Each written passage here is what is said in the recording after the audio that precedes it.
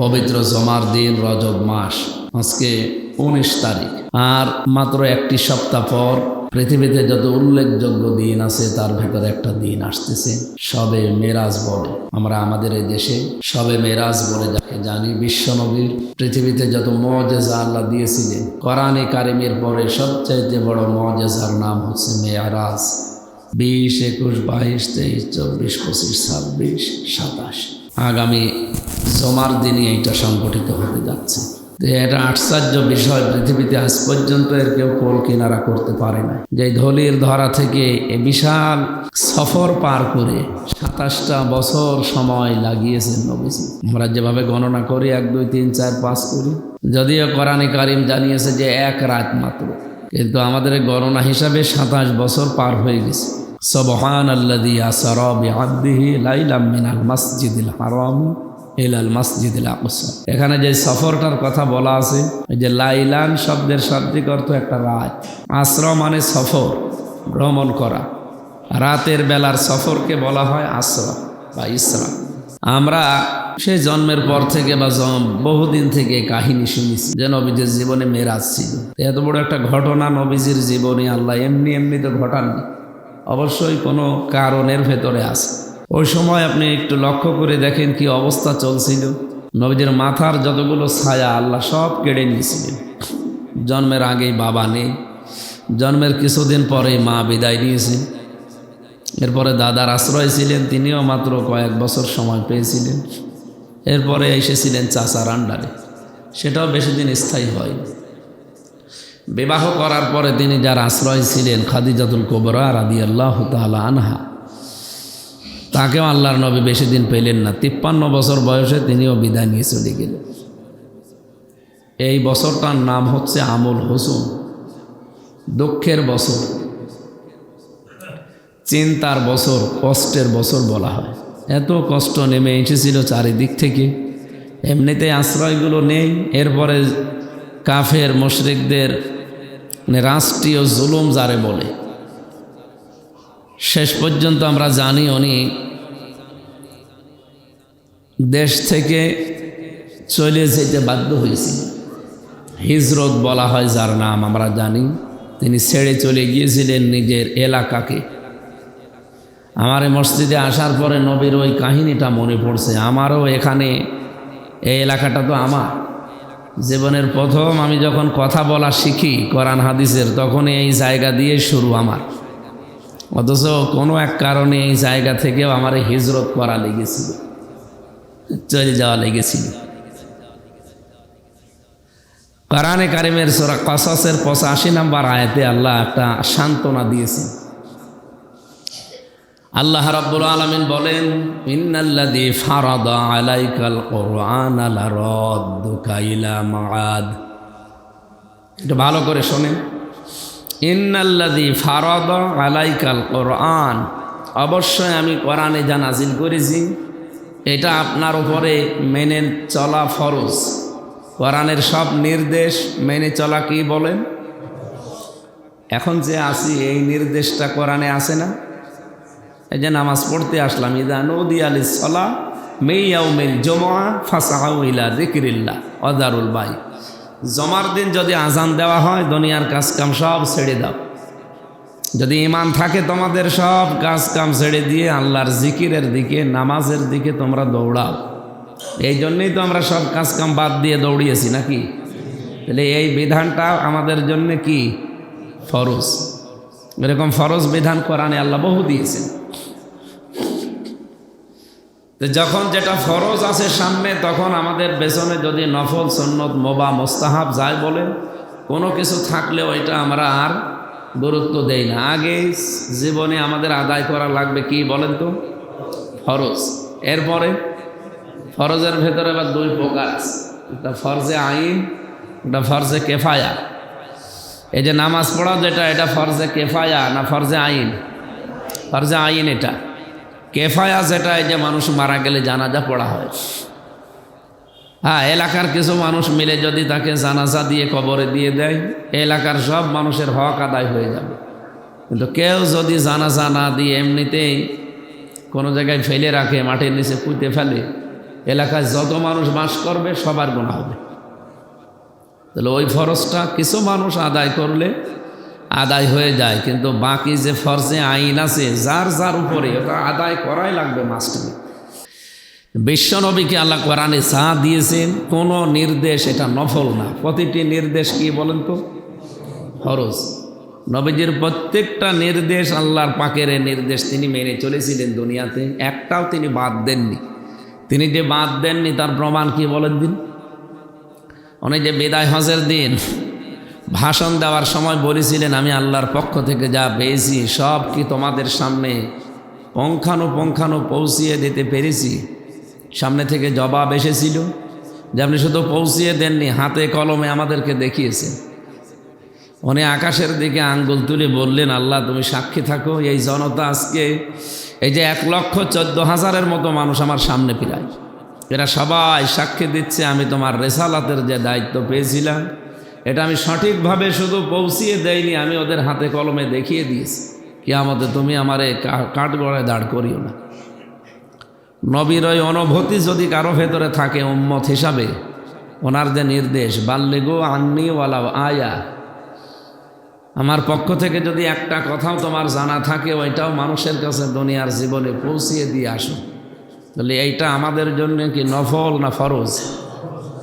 আমরা এই ফরজ দায়িত্ব সবাই কি যার যার জায়গা থেকে পালন করি? যতটুকু যে জানে পৌঁছাতে চায় না হয়তো বিভিন্ন কারণে, অথচ এটা কিন্তু নামাজের মতো ফরজ। এটা বাল্লিগ দেওয়া নেই, বাল্লিগু বহু বছর সবাই এর ভেতরে আমরা আছি।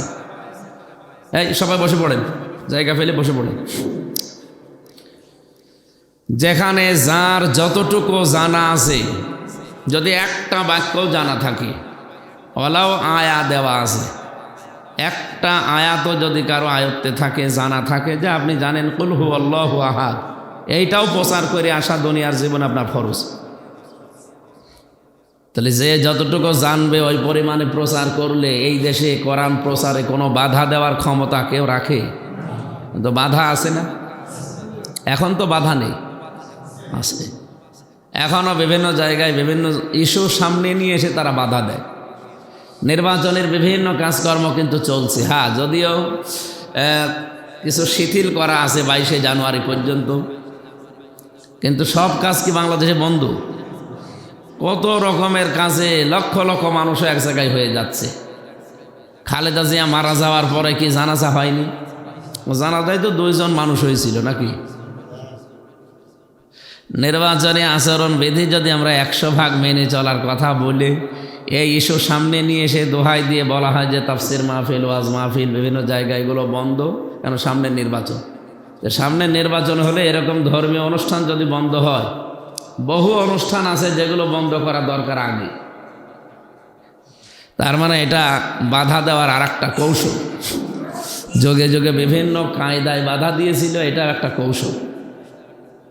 ওই জামানায় বাধা দিলে আমরা জানতাম এটা কাফের। আবু জেহেল কি ছিল? এখন আবু জেহেল নেই, কিন্তু আবু জেহেলের মতো কাজ কারবার করা মানুষ দুনিয়ায় আছে। 92% মুসলমানের দেশে এইটা থাকার কথা ছিল না, যে আপনি কোরআন প্রচার করতে যাবেন আপনাকে বাধা দেবে, এরকম সাহস কেউ বুক ফুলিয়ে এই কথা বলার সাহস কারো ছিল না, যদি আমরা সবাই এই দায়িত্ব ফরজ মনে করে পালন করতাম। আমার কথার অর্থ বোঝে? আমার জন্য একা ফরজ নাকি আপনি যতটুকু জানেন এটা প্রচার করা আপনার ফরজ না? তো 92% মানুষ যদি এই ফরজ আদায় করতাম, যে যতটুকু জানি প্রচার করব, কে বাধা দিতে আসে দেখি তো। এই দেশে বাধা দেওয়ার ক্ষমতাও কেউ রাখতো না, আর সাহসও কেউ পেত না। আমরা ওই খালি কয়েকজনের দায়িত্বে ছেড়ে দিয়েছে, যে যা করছে করুক গা, আমি কোনো জায়গায় নেই, সব দায়িত্ব ইমাম সাহেবের। একবার আমি তাবলিগে গিয়েছিলাম, সেই হাফিজ হওয়ার পর।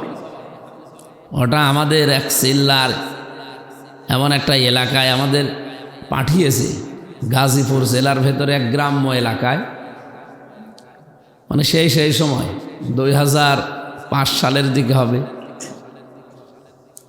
এমন একটা অবস্থা ওই জায়গাতে, খালি ইমাম সাহেব আসে আর মুয়াজ্জিন আসে, কেউ নেই মুসলমান। আমরা যে বললাম মানুষজন কই? হুজুর এলাকার মানুষ নামাজ পড়েন, ওরা মনে করে যে ইমাম আছে আর মুয়াজ্জিন আছে, ওদেরই দায়িত্ব, আর আমাদের কোনো সমস্যা না। লোকজনকে দাওয়াত দিয়ে দিয়ে কিছু নিয়ে আসলাম। আলোচনার ফাঁকে বললাম যে আপনারা নামাজ পড়তে আসেন না, এত বড় মসজিদ বানিয়ে রেখেছেন। একজন আমার বলছে, নামাজই যদি আমরা পড়বো, যে ইমাম সাহেবের আর মুয়াজ্জিনের বেতন দেয় কি খেলা করার জন্য? তার মানে সব দায়িত্ব দিয়ে রেখেছে ওদের দুইজন।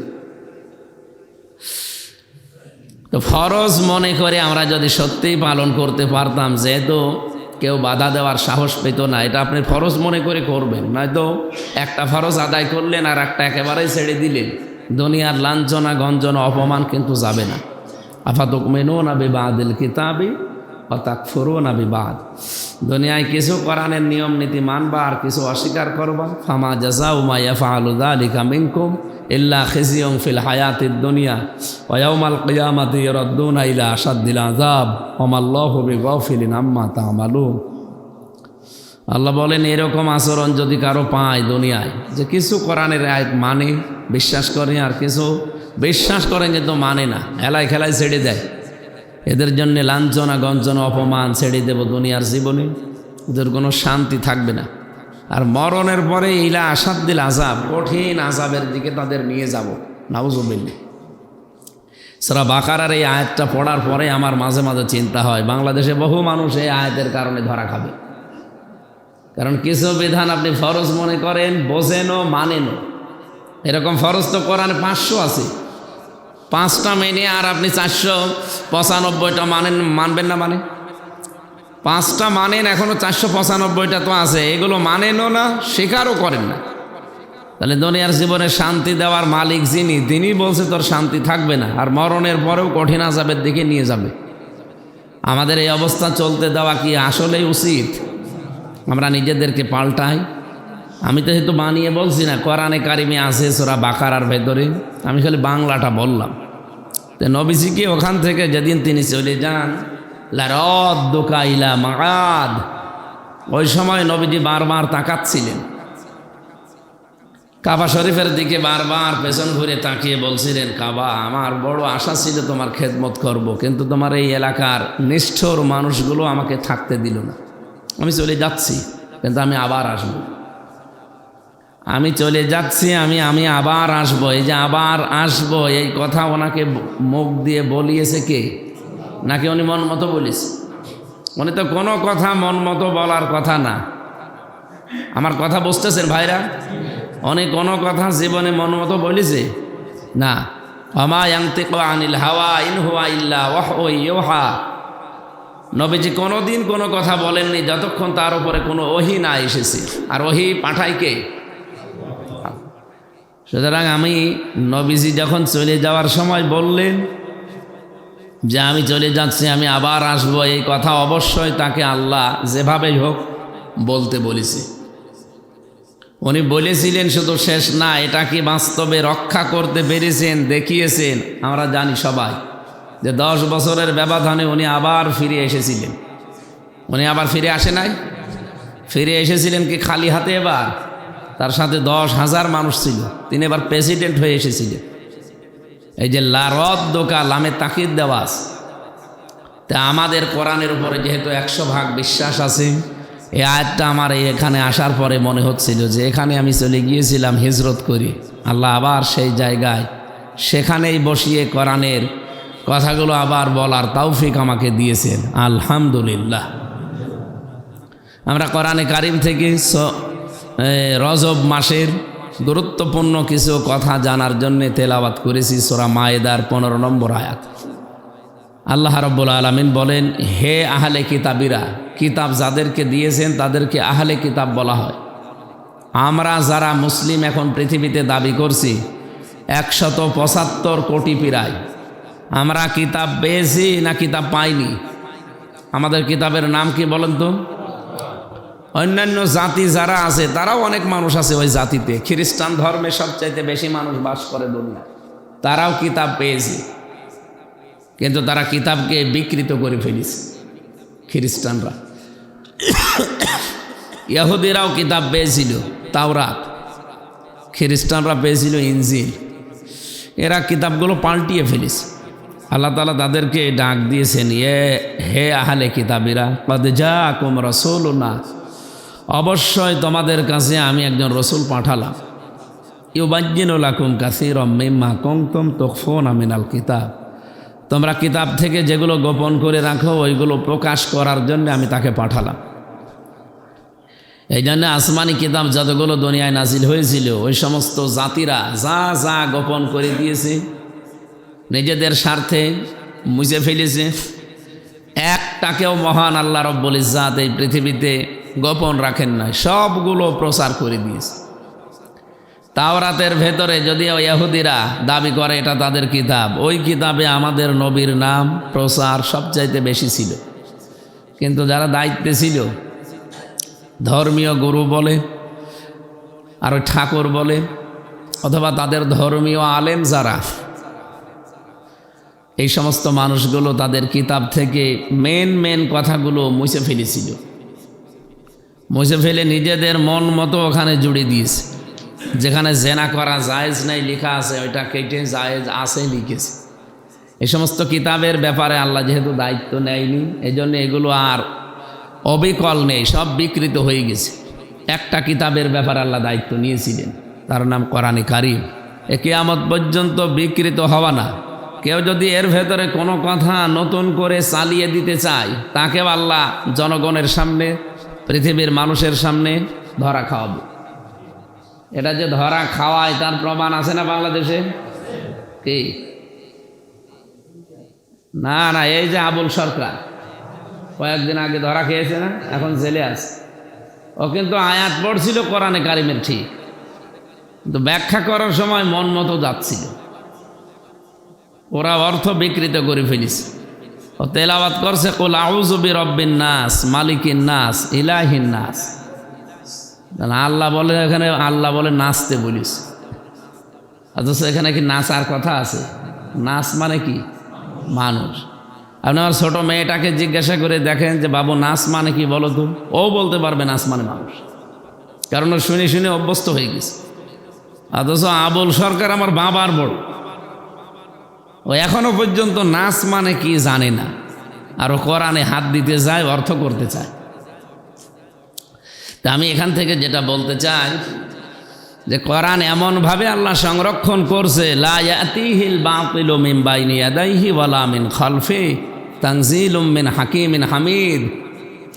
এ কিয়ামত পর্যন্ত এই আয়াতটা কোরআনে থাকবে। সূরা হামিম সেজদার 42 নম্বর আয়াতে এটা আছে যে কোরআনে কারিমের ভেতরে কেউ ডান থেকে বাম থেকে উপর থেকে নিচ থেকে কোনো বাতিল, কোনো মিথ্যা এর ভেতরে মন গড়া কিছু প্রবেশ করাতে পারবে না। যেই করবে সে ধরা খাবে। আমার এই পর্যন্ত কথা বুঝেছেন কিনা বলেন? আপনি কোনো কিছু এর ভেতরে দিতে পারবেন না মন মতো। আমিও যেই দিন থেকে কোরআন পড়া শিখেছি, বুঝেছি, ওই দিন থেকে যা প্রচার করি, আমি কি মন মতো কিছু এর ভেতরে ঢোকাতে পারি? আর ঢোকাতে গেলে আমারে কি আল্লাহ ছেড়ে দেবে, জনগণের সামনে ধরা খাওয়াবে? আপনি অনেকে মনে করতে পারেন কত আলেম তো আয়াত পড়ে ঠিক, কিন্তু ব্যাখ্যা করার সময় চলে যায় এদিক ওদিক, তারা তো ধরা খায় না। কে বলেছে ধরা খায়?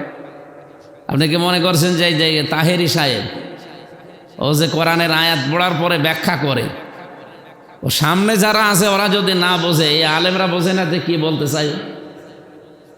ও আয়াত তো পড়ছে আলহামদুলিল্লাহি রাব্বিল আলামিন, ঠিক আছে, সব প্রশংসা আল্লাহর জন্য। এরপরে চলে যায় আলী বাবা, শাহ আলী বাবা, কেল্লা বাবা, ফতে বাবা, এর ভেতর কোনো বাবা আছে? অথচ চলে গেল ব্যাখ্যা করার সময় কোন দিকে? আশপাশে যারা আছে ওরা যদি না ধরতে পারে, আপনি আলেমের সামনে নিয়ে যান, ও ধরে ফেলেন যে এই কথা তো এই আয়াতে নেই, ও পেল কোথায়? এই জন্য সারা পৃথিবীর মানুষ, বিশেষ করে বাংলা ভাষাভাষী যারা শোনে, তারা কিন্তু বুঝে ফেলে যে ও একটা ভণ্ড। ও আয়াত পড়ছে ঠিক, কিন্তু ব্যাখ্যা করার সময় চলে যাচ্ছে ওর বাবার দিকে। কিন্তু কোরআন শরীফ থেকে যদি সত্যি আয়াত পড়ে আপনি ব্যাখ্যা করতে চান, মন মতো করতে গেলে ওখানে যা আছে তা বাদ দিয়ে আপনি অবশ্যই ধরা খেয়ে যাবেন। কারণ এর ভেতরে কোনো বাতিল প্রবেশ করতে দেবে না। কে? নাকি হামজা দেবে না? না, আল্লাহ দায়িত্ব নিয়েছে। তানজিলুম মিন হাকিমিন হামিদ, এমন দুইটা নাম আল্লাহ দিয়েছেন, একটা হাকিম, একটা হামিদ। ওনার কাছ থেকে এটা এসেছে। তো তোমরা যারা এতদিন গোপন করেছিলে ওই সমস্ত কিতাবের দায়িত্ব আমি আল্লাহ নেইনি। এই জন্যে আমার রসুল একজন পাঠালাম তোমাদের কাছে, উনি যাবার পরে তোমাদেরকে এই গোপন বিষয়গুলো প্রকাশ করে দেবে। ওয়াফু আন কাসীর, এবং অনেক বিষয় উপেক্ষা করে চলবে বা ছেড়ে দেবে। দেখার পরও এই ফিতনা সৃষ্টি হবে, এই জন্যে না দেখার ভান করে উনি চলে যাবে। ক্বাদ জাআকুম মিনাল্লাহি কিতাবুন ওয়া নূর, ক্বাদ জাআকুম মিনাল্লাহি নূরুন ওয়া কিতাবুম মুবিন। অবশ্যই তোমাদের কাছে আল্লাহর পক্ষ থেকে কিতাব এসেছে, নূর। এখানে কিতাবও যা, নূরও তা। কিন্তু বহু মানুষ আমরা অনেকে মনে করি যে না, কিতাব একটা আলাদা, নূর একটা আলাদা। এই বিষয় দুইটাই যে এক, তার প্রমাণ হচ্ছে পরের আয়াত। যারা কোরআন শরীফ পড়তে পারেন, বাংলাদেশে যেহেতু এটা নিয়ে একটা ঝামেলা আছে যে নবী নূরের তৈরি না মাটির তৈরি, এই নিয়ে দল বিদলে বিভক্ত হয়ে যায়। উনি যে কিসের তৈরি ছিলেন এই গ্যারান্টি দেবে, এর সমাধান দেবে কে? এই আয়াতের পরে সূরা মায়েদার 15 নম্বর আয়াতের পরের আয়াতটা বাংলায় পড়বেন, সবসময় দেখবেন। ইহদি বিহিল্লাহ, আল্লাহ তাআলা বলেন আমি ইয়াহদি পরিচালিত করি। বিহি মানে এখানে বিহিল্লা, আল্লাহ নিজে পরিচালিত করেন এর দ্বারা। এই বি মানে দ্বারা, দিয়ে, কর্তৃক। এই বিহি শব্দটা কিন্তু বহু বচন না, এখানে আলেমরা যারা আছে বিহি এক বচন। আগের কোনো জিনিস যদি দুইটা হয় তাহলে তো আল্লাহ বিহি মা দিত, আল্লাহ দিয়েছেন বিহি। এখানে যারা আলেম আছেন, জ্ঞানী মানুষ আছেন, বোঝেন, তারা টের পাচ্ছেন। ইহদি বিহিল্লাহ, আমি এইটার দ্বারাই পরিচালিত করি, হেদায়েত দেই, পথ দেখায়। মানিত্তাবা রিদওয়ানাহু সুবুলাস সালাম, যারা একে অনুসরণ করে চলবে, অনুগত্য করে চলবে, একে দেখে দেখে চলবে, এই মানুষগুলোর ওপরে আমি আল্লাহ সন্তুষ্ট হয়ে যাব। এখানে আমার বিষয় বোঝানোর হচ্ছে যে এখানে নূর ও যা, কিতাবতা। নূর মনে করি আমরা নবীকে, আর কিতাব মনে করি কোরআন শরীফকে। যদি দুইটা আলাদা আলাদা জিনিস হতো, আল্লাহ আলাদা আলাদা নাম দিত অথবা দ্বিবচন ব্যবহার করত, তাহলে দুইটা জিনিস এক। এই কারণে আমরা এই আয়াতের ব্যাখ্যায় একটা হাদিস পাই। নবীজিকে এই ধলির ধরায় তখন দেখলেন যে তার মাথার উপরে ছায়া নেই, সবগুলো আস্তে আস্তে কেটে গেছে। বললাম না তার বাবা ছিল না আগে, জন্মের আগেই শেষ, মা নেই, এরপরে দাদা, এরপরে চাচা, এরপরে স্ত্রী, সব ছায়াগুলো যখন কেটে গেল তখন উনি একেবারে পৃথিবী মনে হচ্ছে শূন্যের উপরে আছে। ওই সময় তাকে আল্লাহ নিয়ে যায়, যে চারিদিকে অন্ধকার চলছে। সুদের ছড়াছড়ি ছিল ওই জামানায়, মানুষ খুন করা কোনো ব্যাপারই না, পান্তা ভাতের মতো। এরকম জামানা কি পৃথিবীতে এখন আর কোনো জায়গায় নেই নাকি? আছে মানে আমাদেরটাই তো চলছে। এখন সুদ ছাড়া আছে কে বলে? আপনাদের ইমাম সাহেবের পাগড়ির ভেতরে সুদ। হ্যাঁ, আপনি ইমাম সাহেবের পাগড়ির ভেতরে সুদ, নামাজ পড়বো কী করি? ওই পাগড়িটা যে প্রতিষ্ঠানে তৈরি হয়, যে ফ্যাক্টরিতে, ওই ফ্যাক্টরির মালিক ব্যাংক থেকে ঋণ নিয়েছে। আর ঋণ তো ফ্যাক্টরির মালিককে এমনি এমনি দিয়েছে নাকি? বলেন না কেন? তাহলে ওইটার ভেতরে যদি সুদ থাকে, এখানে সুদ ছাড়া আছে কোন আল্লাহর ওলি বলেন? এদেশে সুদ ছাড়া চলতে পারবেন না। এ কারণে যতদিন জাকাত ভিত্তিক অর্থনীতি রাষ্ট্রীয়ভাবে কায়েম না হবে, এদেশে যদি ফেরেশতা জিবরাইল এসে বাস করে, তারও সুদ খাওয়া লাগবে, ডাইরেক্ট অথবা ইনডাইরেক্ট। তাছাড়া আপনি চলতে পারবেন না। এরপরে মানুষ হত্যা তো এখন একেবারে পান্তা ভাতের মতো হয়ে যায়নি? কালকে না পরশু দিনে যে জেলা স্কুলের সামনে কুপিয়ে মেরে ফেলেছে একজন, সঙ্গে সঙ্গে মরে গেছে। ঢাকাতে একজনকে গুলি করে মেরে ফেললো ওই দিনই। প্রতিনিয়ত কোনো মানুষের কোনো গ্যারান্টি আছে এখন? আমি রাতে ছিলাম খুলনা, সে পাইকগাছা, ওখান থেকে এসে ফজরের নামাজ পড়লাম কুষ্টিয়ায়। এই মাত্র 165 কিলো যাওয়া আসা। যাওয়ার সময় 165 কিলো, আসার সময় আবার 165 কিলো। যাওয়ার সময় তো দিনের বেলা সমস্যা হয়নি, কিন্তু আসার সময় রাত 12টা, 1টা, 2টা, 3টা, 4টা। মাঝে মাঝে মনে হচ্ছিল যে সামনে আবার আল্লাহর ওলিরা পড়ে কিনা। পড়েছেও তো, হয়তো আমার কিছু বলেনি, ছেড়ে দিয়েছে। তা আপনি বাস্তবতা বোঝেন, এই 165 কিলো আমার আসতে এত চিন্তা করা লাগছে যে 3-4 জায়গায় বিভিন্ন মানুষ হয়তো ঝামেলা করতে পারে। এই টেনশন আপনাদের হয় না? অথচ বাইরের দেশগুলোতে আমি তো সফর করি এখন, তাদের দেশ বাংলাদেশের চাইতে কয়েক ডবল বড়। মালয়েশিয়া এই দেশের প্রায় 7 গুণ বড়। আমি প্রতিদিন ওই দেশের বিভিন্ন মানে প্রদেশে সফর করতাম। প্রত্যেক দিন এক এক দিন প্রায় 1000, 1500 কিলোমিটার, 2000 কিলোমিটার যেতাম। কোনো ভয় নেই আমাদের। রাত 2টা, 3টা, 4টা চলছে গাড়ি, খালি আমি আর ড্রাইভার। মরুভূমি, পাথর, পাহাড়, বন জঙ্গল, পাম গাছ, 150-200 কিলোমিটার যাওয়ার পরে একটা দোকান বাদে কিছু বাড়ি ঘর। ড্রাইভার আমার বলছে কোনো চিন্তা নেই, আপনি ঘুমান, আল্লাহ ছাড়া সামনে কেউ আসবে না। তাদেরও তো দেশ নাকি নাকি তাদের জান্নাত চলছে? আমাদের চাইতে তারা পেছনে পড়েছিল। 2003 সালের পর থেকেও তারা এই যে উঠতে শুরু করেছে, আর তারা 21 বছর 22 বছরে দাঁড়িয়ে গেল, আর আমরা আজ 54 বছরে যেখানে ছিলাম তার চাইতে আরো খারাপ অবস্থা। এখন কোনো নিরাপত্তা নেই। এই নিরাপত্তা কিয়ামত পর্যন্ত আসবে না যদি এই জায়গায় আল্লাহর বিধান আমরা চালু করতে না পারি। এটা যদি কারো কাছে মনে হয় যে রাজনীতি, এইটাই আমার রাজনীতি, আমি নিরাপত্তার শহর বানাবো এই বাংলাদেশকে। মালয়েশিয়াতে, সৌদি আরবে, ব্রুনাই, সিঙ্গাপুরে, এই সমস্ত দেশগুলোতে সফর করি, প্রতিনিয়ত যাই আসি, 10-15 দিন করে থেকে আসি। তাদের এই দেশের দিকে তাকালে গেলে মনে হয় আল্লাহ এরকম একটা সমাজ, এরকম একটা পরিবেশ যদি বানাতে পারতাম দেশে। মাত্র 100-150 কিলো আসতে আমার এত ভয় লাগে, আর 1500 কিলোমিটার চলে যাচ্ছি, কোনো ভয় নেই অন্তরে।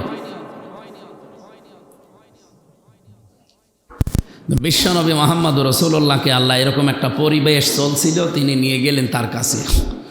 27 বছরের একটা সফর, উনি 14টা জিনিস শিখিয়ে দিয়েছি, যে 14টা জিনিস আপনি বিশ্বেছে নিজের এলাকাতে, নিজের দেশে এগুলো প্রতিষ্ঠা করবেন।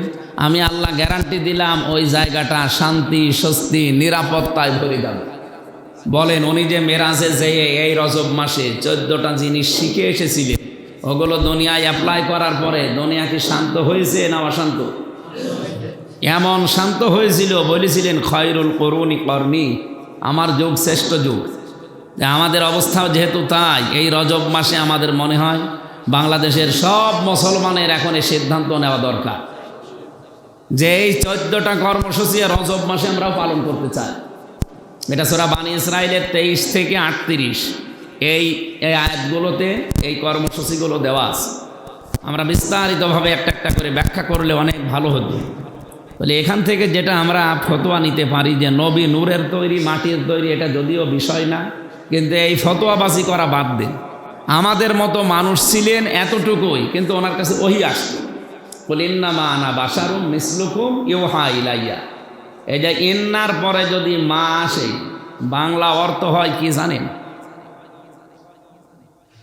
এখানে তো খালি কয়েকজন আলেম বাদ দিয়ে মনে হয় কেউ বলতেও পারবেন না।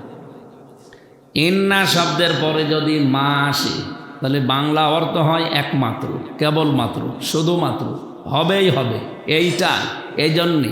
এরকম 33টা অর্থ আছে। তাহলে ইন্নার পরে এখানে কি এসেছে? আপনারা কি ঘুমিয়ে গেলেন নাকি? আল্লাহ বলেন অবশ্যই হে নবী আপনি বলেন, কুল ইন্নামা আনা বাশারুম মিসলুকুম, আমি তোমাদের মতো মানুষ। হ্যাঁ, পার্থক্য এতটুকু যে আমার কাছে ওহী আসে, তোমাদের কাছে আসে না। এখন আমার প্রশ্ন, আমরা যে মানুষ, আমরা মনে হয় আগুন দিয়ে তৈরি, তা আমরা মানুষ কি দিয়ে তৈরি? এটা কোরআনের কাছে বলেন, সূরা সুআদের 71 নম্বর আয়াতে আছে, ইন্নী খালিকুম বাশারাম মিন তিন, অবশ্যই আমি আল্লাহ মানুষ বানিয়েছি মাটি দিয়ে। কি দিয়ে? তো এরকম প্রমাণ কোরআনে আছে, হাদিসে আছে। হাদিসে কি আছে? যে প্রথম আসমানে নেওয়ার পরে ফেরেশতারা বললেন যে দরজা খুলে, জিবরাইল বলছে দরজা খুলে দাও। আসমানে দরজা আছে, ফেরেশতারা খুলে দিয়েছে। হযরত আদম নবীর সাথে দেখা, উনি জিজ্ঞাসা করছে কে এটা? বলছে আপনার সন্তান। উনি তখন বললেন মারহাবান, ওয়ালাদুন সলিহুন ওয়ালাদুন নাবিয়্যুন, হে আমার নেককার সন্তান, নেককার নবী। আমার প্রশ্ন, হযরত আদম নবী কি বলেছিলেন? হে আমার নেককার ফেরেশতা, নেককার নবী, এরকম বলেছিলেন? কি বলেছিলেন? হে আমার নেককার সন্তান। তো বাবা যদি মাটির তৈরি হয়, সন্তান হবে আগুনের। আলো। তে মানুষের কমন সেন্স কোন জায়গায় যায় বুঝি না। একেবারে স্পষ্ট কথাগুলো আছে কোরআনে, হাদিসে, ইসলামের ইতিহাসে। আমরা আরও ঐতিহাসিক হিস্ট্রি, প্রিকে হিস্ট্রির যে ইতিহাসগুলো আছে, ঐতিহাসিক আমির আলীর, এগুলো বলতে পারতাম। এখন আর সময়ও বেশি নেই। জমার দিন তো আজকে মুসলমানদের ঐক্যবদ্ধ জীবন এর উপর একটা আলোচনা আছে মাগরিব থেকে এশা পর্যন্ত। ওই কলেজ মসজিদে, কলেজ মোড়, ওই আমিনের পাশে যে মসজিদ আছে না কলেজ মোড়ে, ওই জায়গায় আছে। আপনারা মাগরিব থেকে এশা পর্যন্ত সময় যদি ফ্রি থাকে, আজকে জমার দিন যে আমরা ঘন্টাখানেক ওখানে এই আয়াতের উপরে কথা বলবো। এখন তো জমার দিন, আজকে আর টানতে পারলাম না। যতটুকুই বলেছি আল্লাহ যেন আমল করার তৌফিক আমাদের দান করেন, আমিন। আমি যেহেতু এই এলাকারই সন্তান, মানে এই এলাকায় আমার ভাত বাড়ি, সেই প্রথম থেকে আপনাদের সাথে আছে। মনোমালিন্য কিছু ছিল, এখন মিটে গেছে। এখানে আমার যা আছে সবই আপনজন। আমার নিজের এলাকায় আমার ওইভাবে চেনে না, এই এলাকায় যেভাবে আমার চেনে। এ বাড়ি বাড়ি গেছি আমি। সম্মানিত ভাইরা, সম্মানিত মুসল্লি ইকরাম, এখানে ভাই, চাচা, দাদা এরকমই সম্পর্কের